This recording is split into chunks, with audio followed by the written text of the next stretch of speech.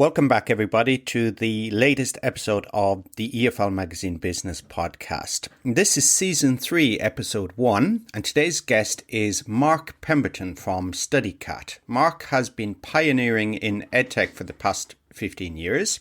Mark founded Studycat with his co-founder Matteo Solares, and together they have grown the business to a global success with 14 million downloads in over 100 countries, teaching English, Spanish, Chinese, French, and German. I had a great chat with Mark, some great takeaways from this podcast, and I hope you enjoy it. Hey everyone, buckle up for a new episode of the EFL Magazine Business Podcast, the one and only podcast made to help you launch your business or take your existing business to a level of success you could never have imagined. Whether you're a school owner, freelancer, publisher, or other entrepreneur, you're sure to pick up lots of actionable advice when you listen to the EFL Magazine Business Podcast. Remember to visit eflmagazine.com for great articles and features. Without further ado, here's your host, the founder of EFL Magazine, Philip Pound.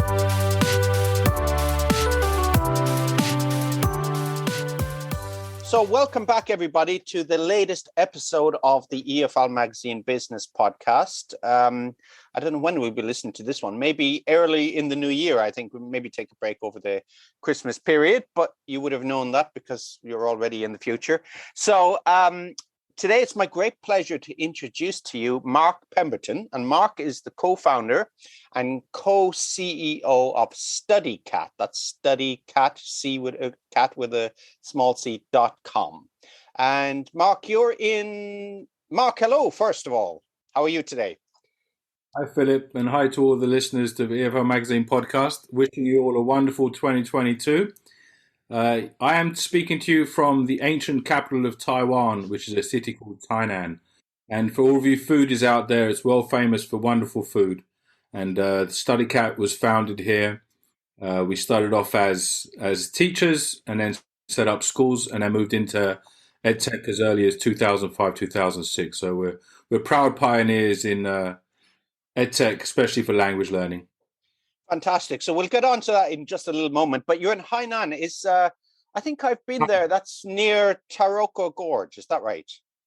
No, not close at all. But oh no, sorry, it's in the south, isn't it? Sorry, I'm thinking of Hualien. Sorry, Hualien is a beautiful city. That's a nice place to go surfing. But that's very close to Taroko Gorge. That's right. We're in Tainan. Yeah, a lot of people at home in Thailand, so there's easily confused with the pronunciation of Tainan, which means the southern city. So Taipei is a northern city, Tainan is a southern city. And tell me about the winters down there. It's because I was in Taiwan in the summer, and I think the humidity is off the charts, really, even compared to Japan. And they said, oh, don't go down south, it'll be even hotter. But how is the winter? Is it kind of like Shanghai? Is it a little bit wet and cold, or kind of mild? What's in the north? It's very interesting. In the north of the island, it's quite wet and cold. In the south of the island here, winters are just fantastic. So right now, I think it's 23 degrees, blue sky, sunshine. So it's perfect tennis weather. Wow. It's cold here. It gets to 13, 14 degrees. But because of that humidity, although it doesn't sound cold, that 13, 14, this humidity is very, very cold. And however many clothes you wear, it doesn't seem to defend against the cold fronts. And there's no heating in any of the houses. Everything here is set up for the very, very hot summers. And a good example of that is I went to Singapore once, and I was amazed at how, in the summer, cool and unhumid Singapore was. To give everyone an example of just how hot and humid southern Taiwan is in the summer. But in the winter, it's beautiful. Yeah, I can imagine. I mean, even here in Japan, it's sort of renowned for being humid, but I think the humidity in Taiwan is. I don't know. I've never been anywhere that's humid. I didn't even think it was possible. I think for the first few days, I was just completely panned out. I couldn't acclimatize to the humidity. It was really something else. So so it's a lovely place during the winter. And tell me a little bit, Mark, what took you to Taipei? Can you tell me a little bit about your background and how you ended up? Yeah, thanks, Philip. So my origin story was as a student, I decided to take a gap year. So I took a year off before going to university. And I traveled to Hong Kong where I thought I'd be able to find work. And when I was in Hong Kong, I met a couple from Tainan, and they asked me what I was doing. I said, well, I was looking to work. I was looking to either teach or to, find something where I could earn some money. And Hong Kong at that point was still British, so you didn't need a work visa. And this very nice couple suggested that I went to Tainan, and I politely said that I didn't know where Tainan was, but they said, well, there's a real demand for teachers right now, and if you go to Tainan, you'll find work. So I didn't stop in Taipei. I got straight from the airport onto a bus and arrived in Tainan. And that was my origin story. It was a little bit intimidating. I didn't speak a word of Chinese at that point, obviously. And people were not used to seeing expats. So there was a lot of smiley, friendly faces that just ran away when I asked for directions. I went to the train station, and the word information was on the train station on a portal there. And I thought, oh, finally someone will speak English, but they didn't speak English either. So I was a little bit worried that I might starve to death, but then I realized how warm and friendly the Taiwanese are, and I was soon taken care of, and stayed here for 4 months as a teacher then, and then came back in 1994 after graduating from Warwick University in philosophy. So I missed Taiwan all the time I wasn't here, and when I came back with the intention of learning Chinese, which I continue to do till now. Yeah, that's surprising because, when I went to Taipei, as you say, Taiwanese are so friendly and helpful. And there's quite a high standard of English, I think, in Taipei, even when I went to like Mossberger, they have a lot of the Japanese chains, don't they, in Taiwan? Actually, it's quite similar in a lot of ways, I think, with the high-speed trains and some of the, cleanliness and punctuality, isn't it, in Taiwan? But you're saying that the people were little bit shy, which I'm kind of surprised. They're so helpful when I was here. Is that maybe a regional thing, or was it just back then there wasn't so much exposure to? This was more than 30 years ago, so there was more of a it was more of a surprise than anything else. And there is a big regional difference between the north and the south. And right now, all across Taiwan, the English level is incredible. The Taiwanese have invested heavily in their kids' English. I'd say that for the most part, they've probably been somewhat let down by the standards of English teaching here over the years, even though there have been some major brands. They haven't really focused on the learning outcomes. It's one of those, get the people in, make it look good, but don't worry about the learning outcomes inside the classroom. But then the connection with Taiwan and Japan is very, very strong. As most of your listeners will know, Taiwan was occupied by Japan from 1895 to 1945. And there is a deep love from the Taiwanese to the Japanese. There's a nostalgia amongst the old and the young about that era, where they thought that the Japanese brought a lot of good to Taiwan in terms of infrastructure, in terms of civility, order, and the great things the Japanese do. So there's a lot of affection for the Japanese. There's a lot of travel now happening between Taiwan and Japan, a lot of mutual respect between the two islands or the two nations.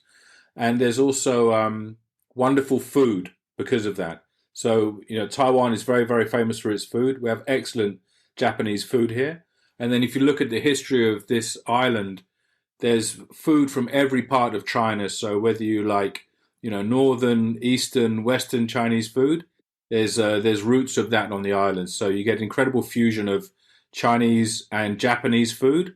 And then you have the Western influence since World War II, where you have lots of good burgers as well. Yeah, and those little pineapple cakes. Oh, yeah. If somebody goes to Taiwan, they're almost always going to bring back those little pineapple cakes, aren't they? That's right. And whenever we go and visit customers, we bring the pineapple cakes. So it's a real signature, and they're really tasty. They're lovely, aren't they? It's kind of like shortbread, is it? Surrounding, I'm not quite sure. It's yeah. And that's it's like shortbread with a bit of pineapple in the middle. Yeah, exactly. So it's to our tastes. So one thing I wanted to ask when I was in Taiwan, and I'd read about, but I never actually got to experience, was the betel nut. Betel nut. Is that how you say it? Okay, betel nut. And selling betel nut. Is it as big as ever, or are people more? Because it's carcinogenic, I think, isn't it? And yeah, it's a little bit like smoking. It's more and more out of fashion. It used to be especially down here in the south, they used to have. It was famous for betel nut selling and kiosks, and the truck drivers would stop and buy their betel nut, and it would be very common. So when I first arrived, I thought, man, the traffic here is crazy. There's blood all over the streets, and it was actually people chewing binglang, betel nut, and then I opened the taxi door, they spit, and they closed the door again. So very dangerous, and led red spots all over the street. But I was happy to know it wasn't blood; it was betel nut juice. Yeah, but that is another thing in Taiwan. I noticed in Taipei was the scooters. Yes. And I did see an accident. I mean, I don't know how I didn't see more. I think there must be, I don't know how many accidents every day, but it's. If any of the listeners have been to Vietnam, Vietnam now is probably where Taiwan was 20 years ago, where the layers of scooters and you navigate across the road is just like a sea of scooters coming at you. And somehow it all sorts of works. There are more and more cars now than scooters, so it's becoming more and more orderly. And especially in the north, the traffic is the police have done a very good job at making sure that the red lights are not just a reference like they used to be. Down here in the south, it's still quite relaxed, but yeah, there are a lot of scooters. There's a big scooter culture here. Mm. So tell me, okay, so we could talk a lot more about Taiwan because I do love it there, and the food, of course, as well, the beef noodles, and I'm glad I have my lunch now. I'd be stopping the podcast to go out, but yeah. So you took your gap year, you went back and you studied philosophy. Why philosophy? Maybe that's a philosophical question. I don't know, but it jumped out of the prospectus at me. So when I was thinking about what I want to do at university, it was the one. It just stuck to me. I couldn't get my eyes off it, and the more I read about it, the more I was intrigued. And it was just learning the unknown. And as I learned more about what philosophy was, I decided that that was something for me. And I think it was a great decision, because when you study philosophy, obviously you study lots of great thinkers. But the key when you're studying Western philosophy is to strip away assumptions and look for a formative argument that has rationale. And the disappointment for me studying Western philosophy was how little Eastern philosophy we studied. And one of the big attractions for me to come back to the East was to learn Eastern philosophy. And they both have their strengths. They're very, very different in the way they approach philosophy. Eastern is obviously more holistic. Western is obviously more logic-based. And then as science and neuroscience improves, you're really starting to see the convergence of Eastern and Western philosophy, which I still find fascinating. So yeah, I very much appreciate Japanese and Chinese philosophy, probably more than I do Western philosophy. But I also appreciate the what Western philosophy has brought in terms of the rational thinking and the way we've the science that's born of it. I remember actually reading about Schopenhauer's father. He was a travel writer, but he actually never traveled anywhere, which was not uncommon back then. There were a lot of famous travel writers who never actually visited the locations they wrote about, which it was perfectly acceptable.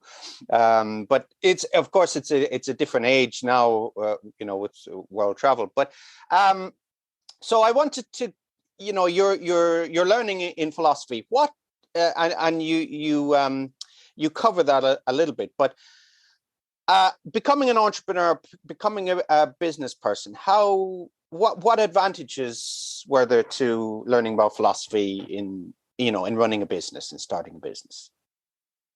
That's a great question. I think philosophy is one of those subjects that helps you in every part of life. And if you're looking to set up a business, the key is really thinking very, very deeply and concisely about what you want to do and why that would potentially work. And if you get that assumption right, then you've got a chance of succeeding. If you get that assumption wrong and you go into a space that it's already crowded, or you go into a space where the product market fit that you're perceiving doesn't actually exist, then however hard you work, however much investment you get, you're not going to succeed. So I think that Occam's razor of removing all of the noise and really focusing on what your value proposition is is absolutely key to getting the right start to a startup. Okay, so it's a little bit, you put forward a hypothesis. I can't say that word, hypothesis, and you test it and you see what comes out the other end, and there's your business. You pare it down to the fine points. Yeah, and I think the another key thing, and a good advice I got before starting a business is do something that you love, right? If you're passionate about the business that you're going to do, it's always easy to get out of bed and do it. And the other thing would be to, if you're going to start a business, go through the process of writing a detailed business plan with financials, right? This is one thing. So I've got this great idea, as a lot of people say, ideas are cheap, but actually executing an idea that can make you money is very, very difficult. And another thing you can do if you're looking to start a business is write a business plan. It doesn't need to be long. It could be, the shorter the better. It could be 4 pages, 6 pages, no more than 10 pages. Write a business plan, make a very simple presentation, and start introducing your idea to people as if you were looking to get investment. And that boiling down of your idea, so you have a very concise elevator pitch. I'm going to do this because the demand is here for this, and this is how I'm going to make money doing that. If you can get that value proposition clear, then you've got a much, much better chance of executing on it because you're clear on what you're trying to do. And you've forced yourself to go through the process of, why would I fail? What are my competition doing? What is my unique selling point here? Because if you don't have those things, you can spend a lot of time and waste a lot of time and money before you reach any kind of success. And then start small. Just try and get something going. It's very so. When you mentioned Eastern philosophy, it's very Taoist, isn't it? What is it? He said, in pursuit of knowledge, every day something is added. In pursuit of the Tao, every day something is lost or taken away. So in this case, it's kind of like that. You have the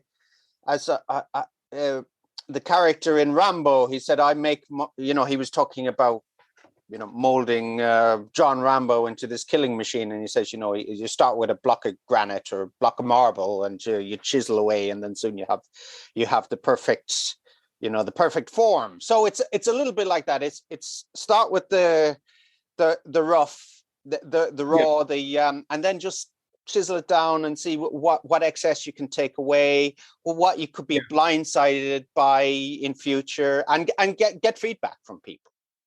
Absolutely. Yeah. Spend more time at the beginning thinking. Spend more time in that process of grinding down, the block of granite till you get a perfect form, a Plato and form, if you like. Work on that, and then once you can articulate that very clearly, it's almost worth going and looking for investment, because that's where you're going to get your idea validated. And the other way to do it is to not do any of that and just start doing something that you like. And if you're solving a problem in your local market, or a short-term problem, and it works, there's a very good prospect that will scale, and you can go and solve that problem on a larger scale through technology or through other things, which is what Studycat did. So we had the vision that digital education was going to change the way that languages were learned. We started in a classroom that went to a school, that went to the internet, that went into the app stores, and now we're selling products in over 100 countries. And it's humbling, but it's starting small, and we didn't require a lot of investment because we were making money and we were optimizing and we were building on the money that we were making. And I think that's a really healthy way to start a business. And once you get to a certain scale, if you feel that you need external investment, then take it. But if you can build organically, that's bootstrapped or organic is a very, very healthy way to start a business. If you are lucky enough to get investment straight away, it can often lead to a lot of wastage, where you just like, okay, well, I've got $1 million and I've got this great idea. I don't have a team. I don't have a product. And you just start hiring and you start operating and you start advertising, but your product wasn't optimized yet. You hadn't had time to shape the product that you were trying to make. Excellent. So you go in, you start it, and you chisel it down, and then you have the discipline. You've learned that this is probably a prudent way to go forward. So you don't then become prone to feature creep or, bright, shiny things or trying to do too much. Be very focused and, build organically. That's what you said. Be disciplined. Absolutely. And being broke is a very good way to be disciplined, because you're very, very careful with anything to do with budget or money. You've got you're bootstrapped. It's the definition of being bootstrapped. You're having to be very, very strategic about every penny you spend. Yeah, I think I can't remember. Was it Dumas maybe said it, or maybe it wasn't? But he said, "There's life teaches you two lessons. One of the lesson is no money in your pocket." So, so tell me, starting out about financing and having little money, and you look at competitors there and they have backing. Of course, there's there's the what we say, the green-eyed monster. Sometimes we think, oh, I could do so much more if I had more money. So having little money, what advantages? You touched on a little bit about the advantages. So what else does it teach you? Like bootstrapping, about running a company from then on. There's so much to learn when you set up a business, especially if you want to scale a business. I mean, for me, there was the learning curve around governance and the learning curve around equity, and a holding company, and then issuing shares, and then shareholders agreements, and then shareholders rights. Oh my God. I mean, that is a degree in itself. So you need to surround yourself with people that you trust and that have already walked this road. So I've been extremely fortunate to have had incredible mentors from the very, very early days when we were running a very simple balance sheet, which is a school, to where we are now, where we're talking to, VCs, we're talking to some of the top VCs in the world, and we're talking about, raising millions of dollars. I'm at a level where I'm comfortable in that space, but it's taken an awful long time to be comfortable in that area if you don't have a background in business or in governance, which very few entrepreneurs do. Yeah, you can't do it all. I think we should have maybe paid more attention in business studies class in school, and they were teaching us all this, weren't they? But there you go. So, okay, let's get on to Studycat. We'll talk a little bit more about entrepreneurship, I'm sure, a little bit later. But Studycat, where did the idea come from? How did you start? And just take me through that. Thank you. So, and I'll probably talk for about an hour. So you just tell me when to stop, because this is my favorite subject. It started from a very simple. The notion here was that children were very, very bright. The parents were very, very keen for them to learn. They were willing to pay money, but none of the Taiwanese kids here that were learning English were happy to speak. And I think it's similar across Asia. So rote learning English through grammar tests, and an absolute fear and a dislike of English. And my starting point was, I want children to like English, and I want them to feel confident speaking English. That was the very simple starting point. So when we set up our school, it was funny enough, we set up the school in 1999, but we were teaching 21st century skills. We were teaching about... So when you say school, sorry for breaking in there, Mark. When you say school, did you have a bricks and mortar school first, or how did that work? Bricks and mortar. Yeah. I was from 94 to 99. I was working at Sesame Street, which was a big international chain here in Tainan. I had the fortune of being very well trained by their teams. It was run by the ladder company back then, and it was a lot of game-based training. So it was game-based education and gaming.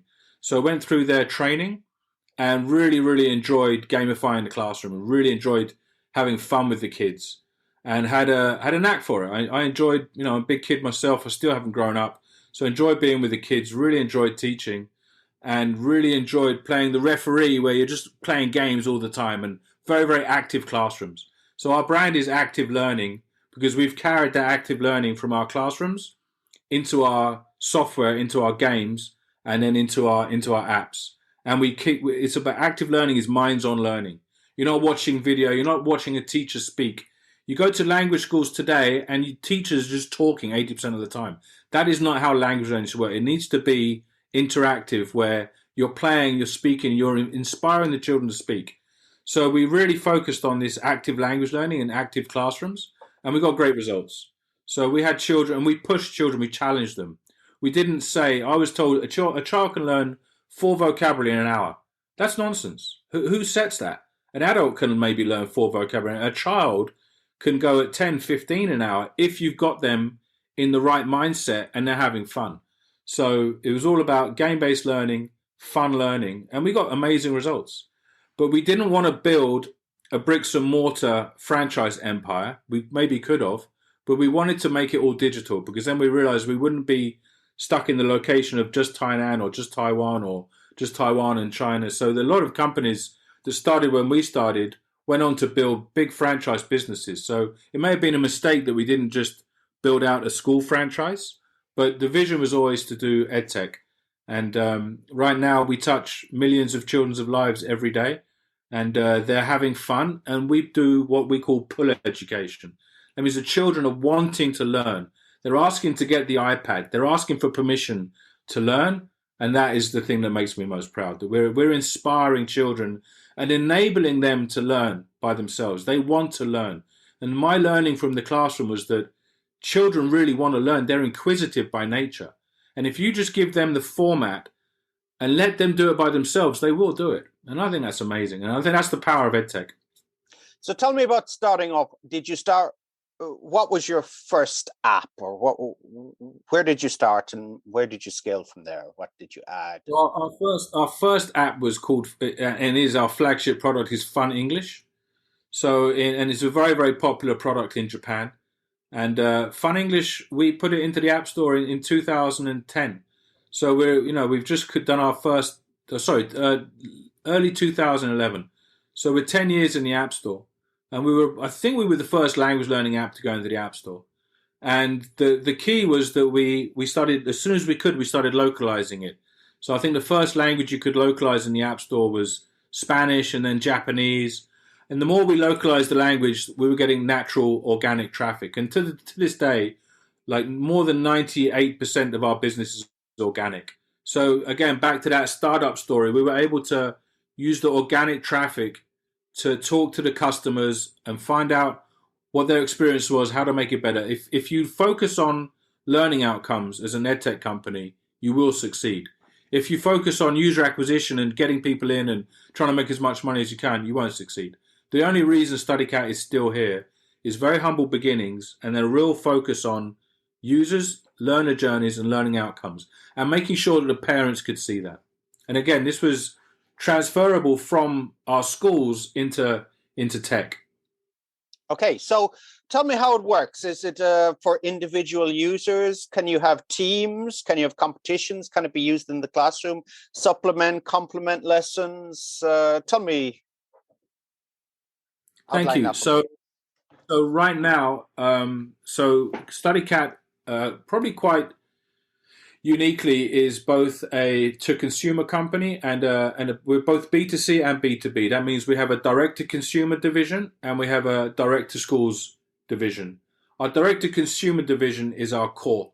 So even though we started off as a bricks-and-mortar school, when we went into the App Store, we were targeting parents downloading apps and giving it to their kids to learn. And we're very proud to have had over 14 million downloads at this point. And that is parents looking for language learning.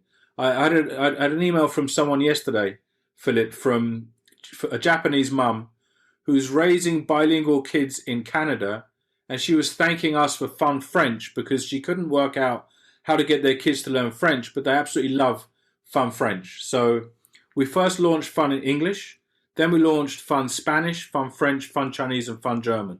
So we have 5 languages direct to consumer in the app stores, both Apple and Google.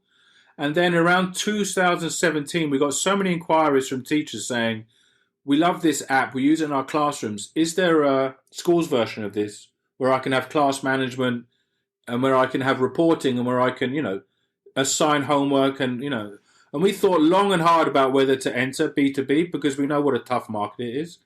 And we know what how to say this politely, it's very traditional. So the schools market remains very much book-based.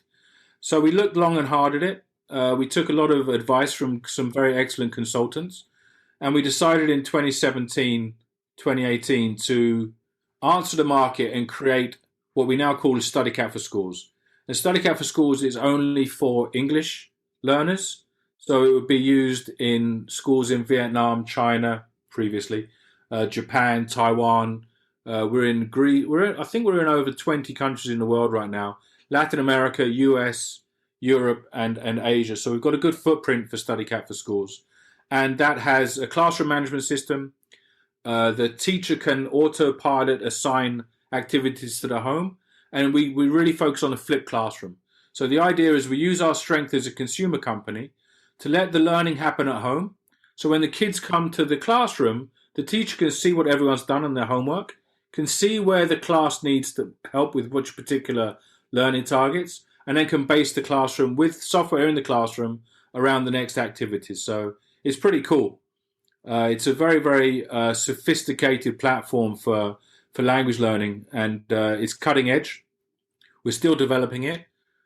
Some great advice we were given is to align to an international standard, so we're aligned to Cambridge. That was a good decision.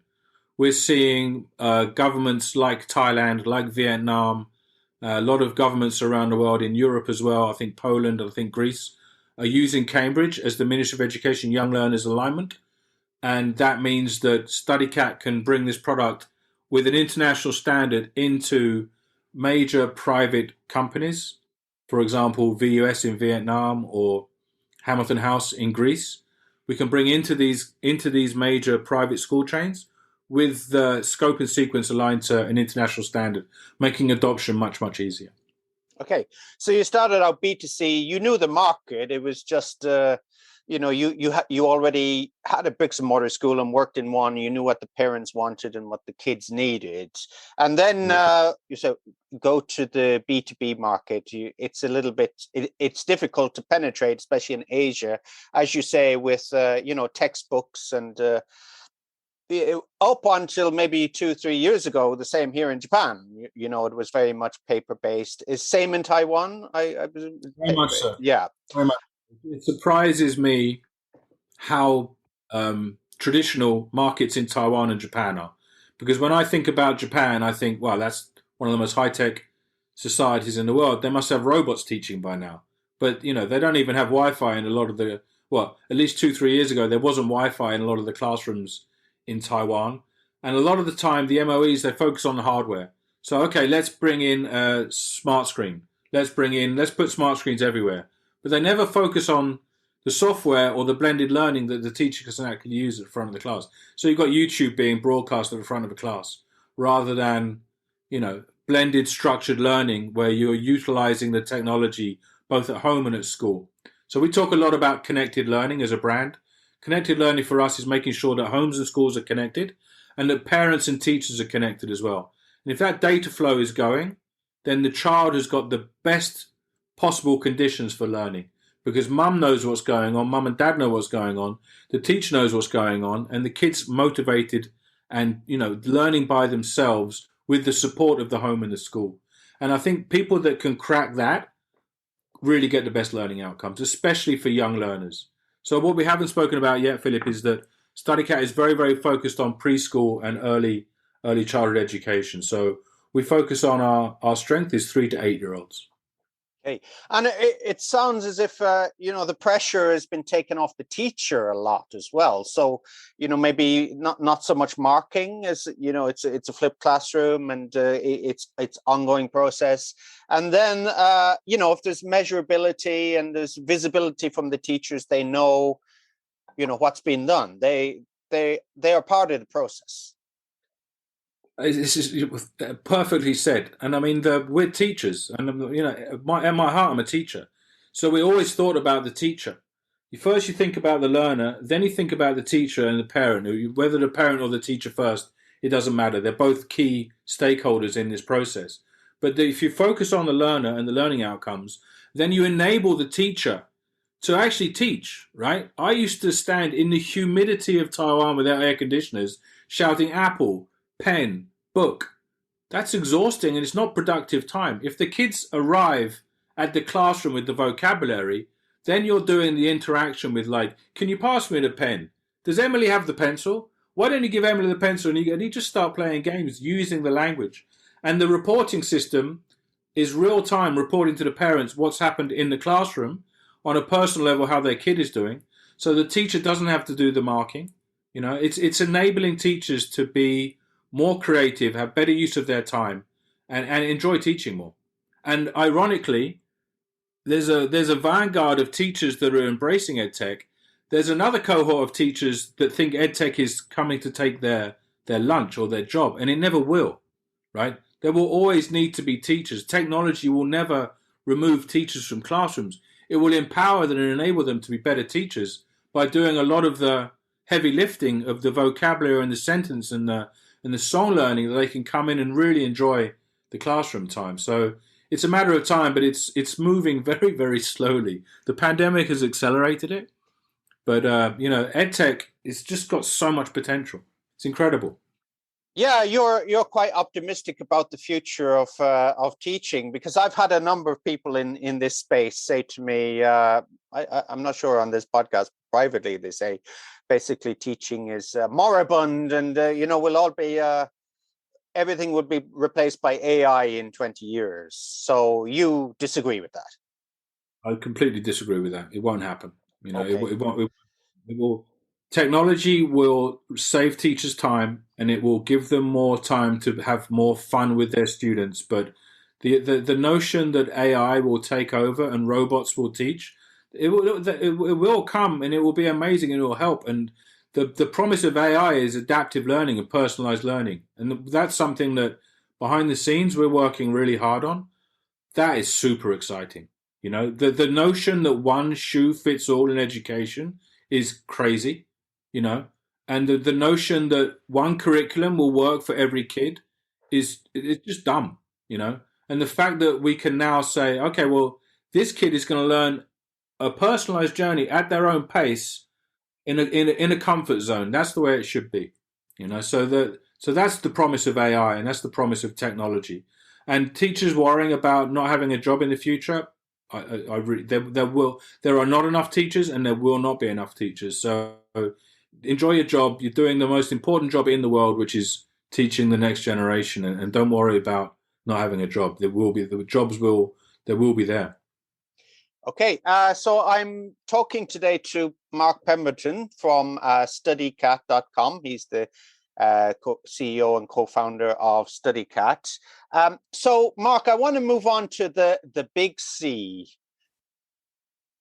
Go for it. COVID. Okay, so what's happened? So the impact of the pandemic on your business, on EdTech in general. I mean, this could be a podcast on its own, I'm sure, but can you give me a little bit about what you've learned or what's happening? I think, and we're at the stage now with COVID, so for anyone listening in the future, we're now at the Omicron phase of COVID, and you're seeing people are just getting really, really exhausted by all of this now. So, it's a terrible thing that's happened, and it's getting very, very, it's really starting to disrupt people's mindset, and people are exhausted with it, and there's a lot of increasing amount of mental health issues. I think that's impacted children terribly. I think, again, but connecting to the point we just said about there not needing to be teachers, the interactivity between classmates and teachers, and especially for preschoolers, this is damaging a whole generation with the school closures and the inability for children to be locked in homes. I'm in Taiwan, where we have almost had no lockdowns. We've been very, very fortunate. And I know that Japan has had states of emergency, but I can only imagine, as a parent of two young children, I can only imagine what it's been like for parents and kids all over the world. So it's just a horrible thing to have happened to everybody. Now, there's a silver lining to everything.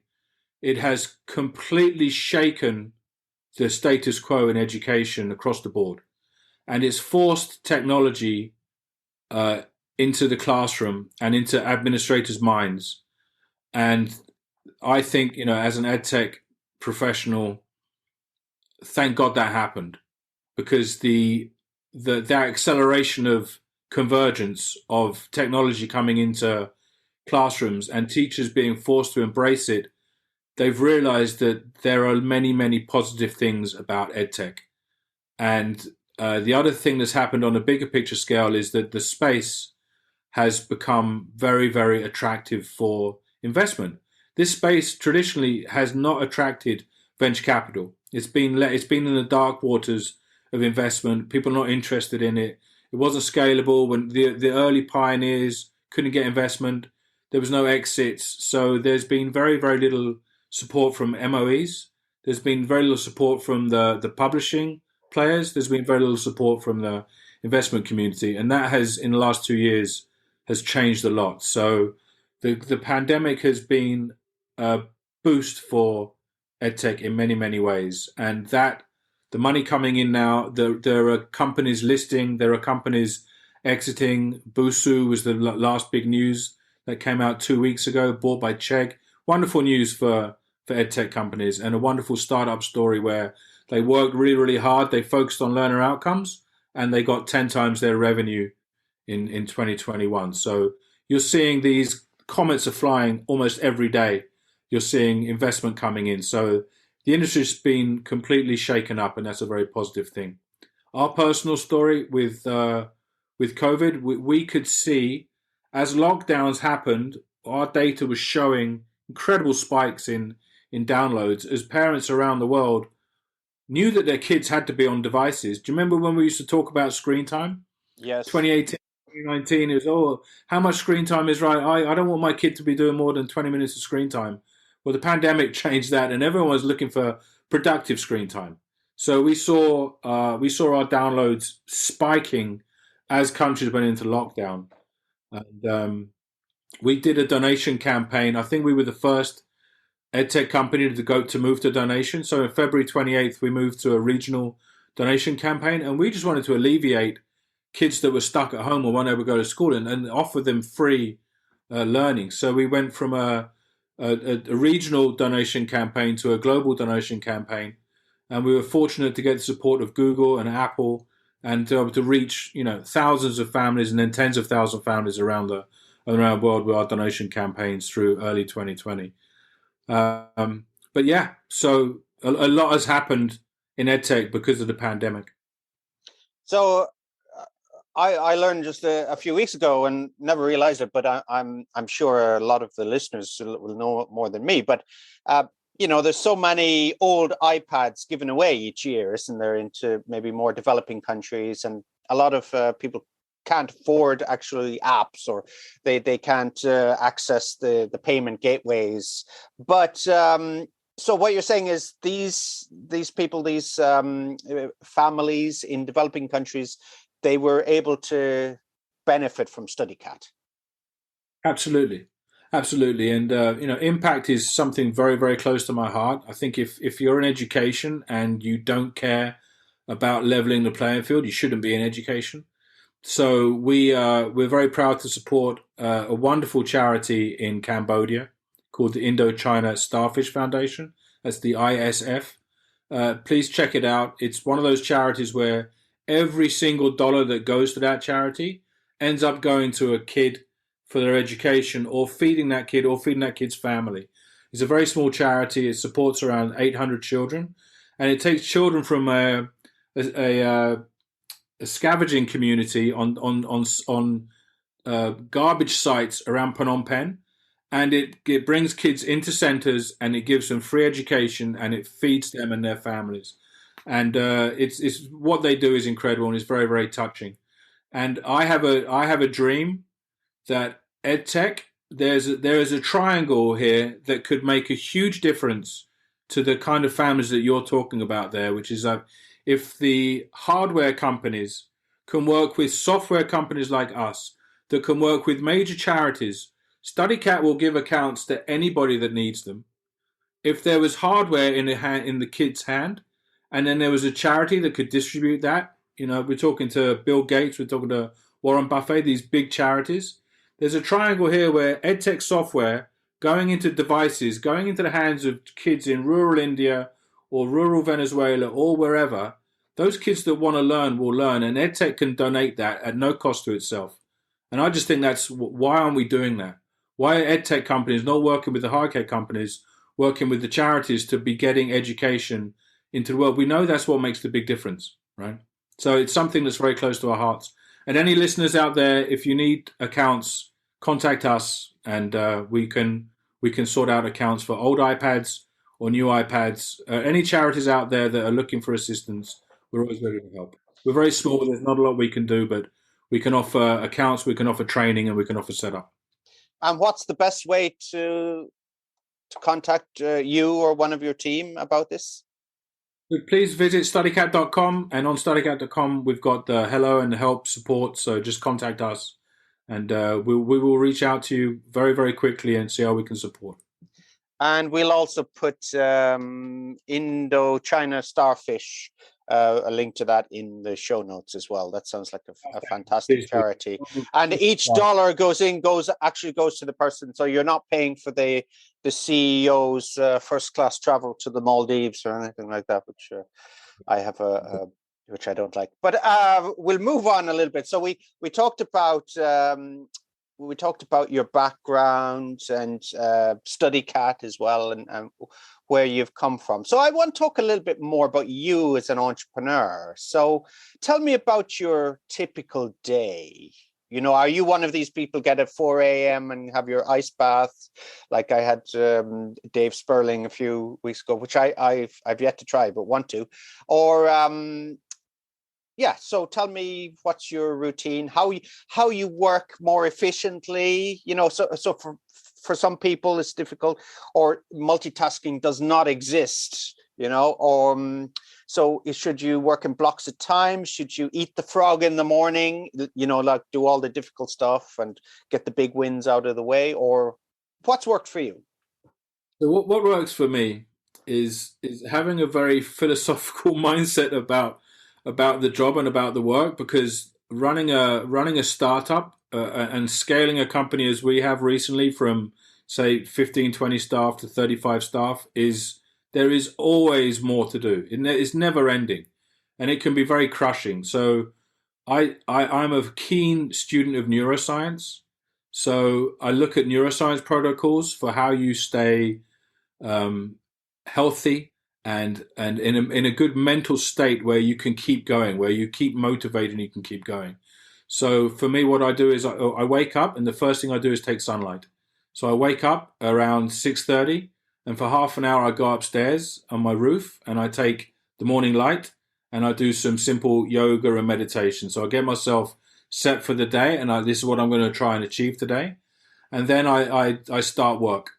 And I normally start work around 8:30, and that might either be morning calls or just setting the agenda for the day and seeing what needs to be done. And then I tend to work.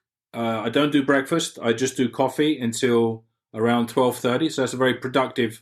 That morning session is very productive for me. And then I take lunch around 12:31, and then I have the afternoon session. And a lot of our team is in the UK. So for me in Taiwan here, the UK team meets will start around 3 or 4 p.m. And that 4 p.m. to 7 p.m. is a really intense time of meetings and very high productivity. Then it's dinner, and then it's either try and get home and be with my family. And I always try and read to my kids every night. There's one of my I have to be home to read to the kids. So I try and do that. And then it will be like 10 o'clock and it will be US time. So I'd speak with the US team and normally have meetings through till, a late meeting will go through till midnight, and then sleep, and then Groundhog Day. I try very hard to keep weekends for my family. If I find that if I can get on my Friday night routine is to get home and I have a cheese plate and the family celebrate together, we got to Friday, and I try not to work until Monday morning. Sometimes that's not possible. Sometimes you're preparing for a board meeting, or there's meetings that I often find that Saturday, the Friday will often overspill to Saturday, and there's stuff that I've just got to finish and get done. So that's how I keep myself going with dopamine and serotonin, and balancing those two things so that I'm motivated enough, and then there's enough rest and family time. And at the weekends, it's tennis, it's swimming, it's pottering, it's just trying to get right back to basic breathing and dusting the piano, just very mindless, kind of like humble, simple things. So that's sorry, I don't know if that was too much information, but No, that's how I get through weeks. no, that was great, and it's fortunate you're living in Taiwan, not the UK, in that you can get the light in the morning and the sunlight, because this time of year, I'm sure if you were back home, there would be I was back home, I think a couple of years ago. It's the first time I was back in the winter. I'd forgotten for like 10 years that, it doesn't get light till maybe 9 a.m., 8:45, 9 a.m. sometimes. I was like, oh yeah, I forgot it was like dark in the morning in winter. So tell me about scaling. So you just mentioned there about 15 to 35 people. Yeah. Tell me about that. Hectic, stressful. And for me, my personal journey there was a lot of the people that I brought on as we scaled. So as investment came in, as we scaled the company, a lot of the people were from my network. So so you can end up with 15, 16 key relationships that are revolving around you. And that ends up with a really long day, especially when you've got a distributed team. So you have to speak to the US, and then you've got someone in California, you've got someone in New York, you've got people in Europe, you've got people in Japan, you've got people in China, you've got people in Thailand. And as a founder and a CEO, if people are on your journey, they're with you on your journey, you have to make sure that they're okay, and you have to make sure that you're giving them enough of your time. And that ends up with you being spread very thin until you get everybody into their swim lane, and until everybody is on board and you've got the structure, because you don't have structure at 8, 9, 10 people. You all get in the room, you make a decision, and then you know what to do. As you scale and you're suddenly spending a lot more money and more money is coming in, there are all these operational parts of the company that you have to make sure are running properly.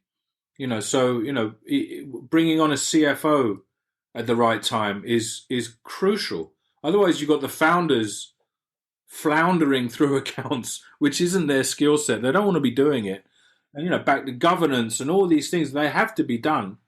And what you need to do is you need to get division heads, so that they say that a CEO should have like 6, 7 reports.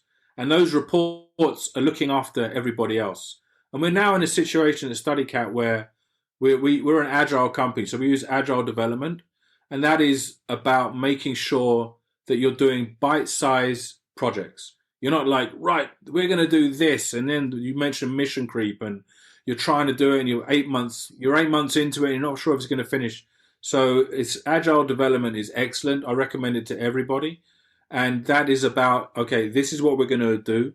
This is what everyone needs to get this done. And it's incrementum, it's small changes, right? Where you're just making steps forward and you're doing it in bite-sized chunks.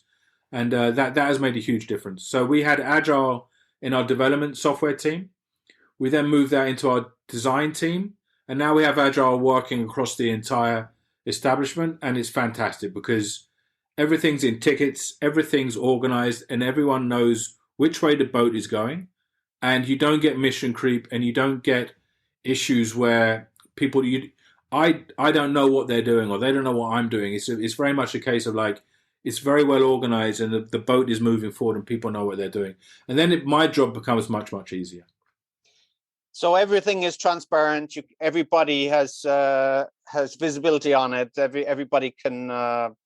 Everybody knows what they have to do and what the next steps are. This is also, as you mentioned, neuroscience, wasn't it? That they say that it's the task that we haven't done weigh on our minds. Isn't that right? Yeah. So if you've got too many plans, and then you half start something, and then you half start another thing to focus on something maybe brighter or will bring in more immediate income, this is actually weighing you down, isn't it? Absolutely. And that I mean, so a wise person once said to me, that the key to strategy is deciding what not to do, right? That is so important, right? So it's our job as at the top here to be like, that's a great idea, but we put it in the icebox. You shape it, you put it in the icebox, because we can pull that out later, but now that will be a distraction. So having that process of and quickly being able to work out, is this something for now or is this something for the future? And if it's something for now, what disruption is this going to have on the existing processes? Because it's very easy to end up in a tech company, or maybe in any company. It's very easy to end up with too many spinning plates, and that leads to lack of focus. And that means that you want your team to wake up and know that this is what I've got to get done today. This is what I've got to get done this week. And we try not to have too many meetings. We try to have very focused meetings where it's like, you know your mission, you're ready to go. Okay, go and bring it back when it's done. And then let people, employ people that you completely trust and are on mission and on board, and are highly capable people. They'll get it done. That's the goal, right? You want to be working with people that you don't. I hate worrying about, is this person, are they at their desk? Are they doing it? You don't want to be in that situation. You want to know that your team are all pulling in the right direction at the right time as quickly as they can. It's a very, very very competitive area to be in, and it's cutthroat. We're in education, but this is you need to be fast, you need to be agile. So it's not easy, but it gets easier once you scale from 15 to 35. And I think the next from 35 to 50, 35 to 100, once the infrastructure is in place and the systems is in place, it's much easier to attach people on and grow. Yeah, I think there's a book called Ready, Fire, Aim. I don't know if you've read this one, Michael Masterson book. So basically, that's what he talks about is basically it's all chaotic at the beginning. And then, when you get to the level of scaling, as you said, 1535, this is the aiming part. And then, as you say, once the infrastructure is there, it's just a matter of building on that. That's right. Yeah, the aiming part. So, what's for the future for Studycat and for you? More of the same for me, please. I mean, I want to be in EdTech for the rest of my life. I want to be in language learning for the rest of my life. I think language learning is a wonderful thing. I want to be in kids language learning. There's so much opportunity in this space. So, we continue to make content. That's what we love to do. We love to make content, and we love to make. We've got lots of projects on the go. I wish we could go faster, but back to what I just said, you've got to be very deliberate, get it done, keep building on stronger and stronger foundations.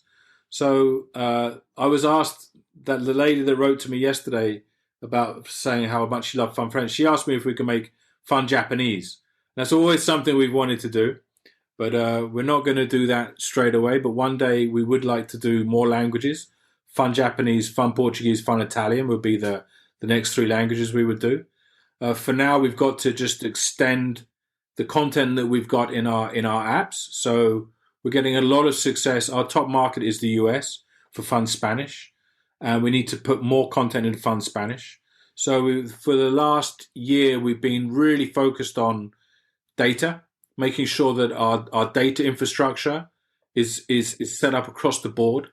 Making sure that, and then we've done a huge brand refresh to bring ourselves into the 2020s. So you've got to stay modern. You've got to stay with the kids' demand. Really quality branding and quality user experience. So between the learning data and the commercial data, if you like, about when people are coming when people are downloading the app, what percentage are clicking through, what percentage are starting the free trial.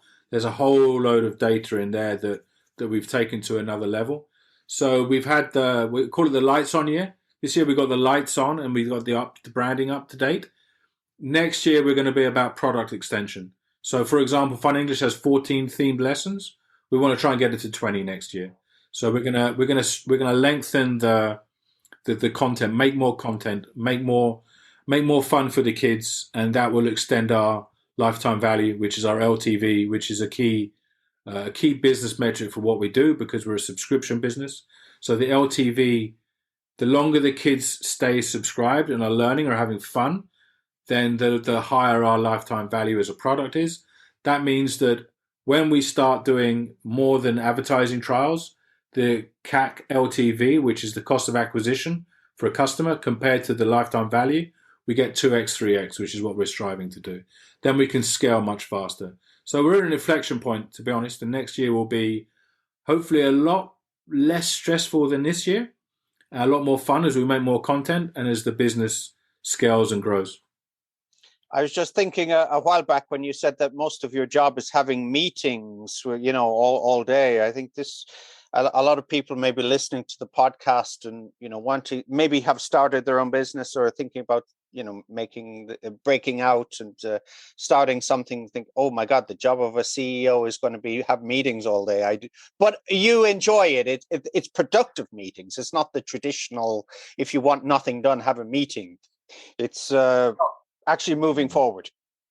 Yeah. And in my given day, I still need 3 or 4 hours of head down productive time, where I'm doing data analysis, or I'm doing a business plan, or I'm making sure that the projects are scoped, and there's a lot of time just at the machine, making sure that things are going.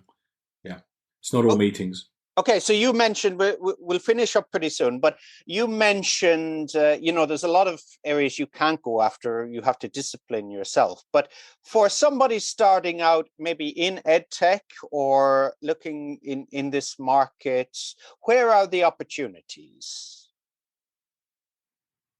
I think it's obviously a great question. And it will obviously depend on that person's core skills, right? So there's going to be a huge demand for data in EdTech. So anyone that's got any kind of background in data, there's massive opportunity in EdTech and in any other business going forward. If people's background is more in teaching, the platforms emerging that will allow teachers to not have to go to a classroom to teach, and to be able to extend their reach from what was originally this area of Tokyo to all of Japan, and Asia, to all of Japan, Asia, and the rest. That's going to be a lot. So I think the emergence of video teaching, online teaching, that scalability. Obviously, if you're only monetizing your time on an hourly basis, that's all you can do. So then, can you get a better price for your time by having a wider addressable market, or getting credentials to improve that? EdTech has so much potential, and it's still very, very nascent. It's very, very young. So I'd say to anybody out there with a great idea, and feel free to reach out to me if anyone wants to reach out to me. I've had so many wonderful mentors in my career. I've got enough grey hair now where I can start to give back. So it's time for me to. At least you have hair. Well, I'm not so bad, but some of us are in that way. Yeah. So sorry, yes, sorry for interrupting. Yeah, the mentors, yes. Reach out to me, and I can help people filter ideas. It's hard to give general advice without knowing what the person's skill set is. Stick to your strength, stick to the knitting, fail fast. Don't build anything elaborate. Just build quickly and try and get it out there. That I really sign up to that philosophy of get it out and get it out there quickly. Don't spend 2 years making something at $100,000 and then launch it. That is not the way to develop. Be agile, be quick, get something out there and get users on it. Really important to get users on your service as quickly as possible, because we're all in this state of mind where, they do this, this will work like that. It doesn't work. It never works like that. So make something very badly, very quickly, and then get it into people's hands if you're making any kind of software. Okay, for all the teachers there, we all know NB, note bene here, because this is advice I could have taken 10 years ago or 8 years ago, is get out there, get in contact with the enemy, no plan, no battle plan survives contact with the enemy, see what's working, what's not working, start getting some cash in the door, and, iterate from there. That's right, and be opportunistic. Yeah, you got to be opportunistic and stay positive. I mean, back to the neuroscience, positive thinking is now proven to help. And you have to be. If I didn't have the strength of mind to still be here, we wouldn't be here. It's tough. There's no two ways around it. But you get the reward of being able to make impact and be able to. There are kids right now learning languages on Studycat, and that's what motivates us. So if that doesn't motivate you, don't be in education, because it's thankless otherwise, isn't it? If you don't care about education or learning outcomes, don't be in education. Okay. Well, on that positive point, we're going to leave it here today. And I've had the great pleasure of speaking to Mark Pemberton of Studycat.com. So Mark did ask me to say that it's a small C in Studycat. I don't know why people are capitalizing cat there, but anyway, yes, Studycat.com. And of course, I'll put the links in the show notes as well. And Mark has also kindly offered, some advice if people were, or if they want to come to Mark with some maybe business ideas or partnerships. I'm sure you or your team may be open to speaking to people as well. So, Mark, thanks again, and thank you everybody for listening. Thanks, Philip. Thanks, everyone. It's been great to be here. Appreciate the opportunity. Thank you. Thanks for listening to the EFL Magazine Business Podcast with Philip Pound. For more great advice and resources, check out eflmagazine.com. If you found this podcast helpful, be sure to subscribe so you never miss an episode. See you next time.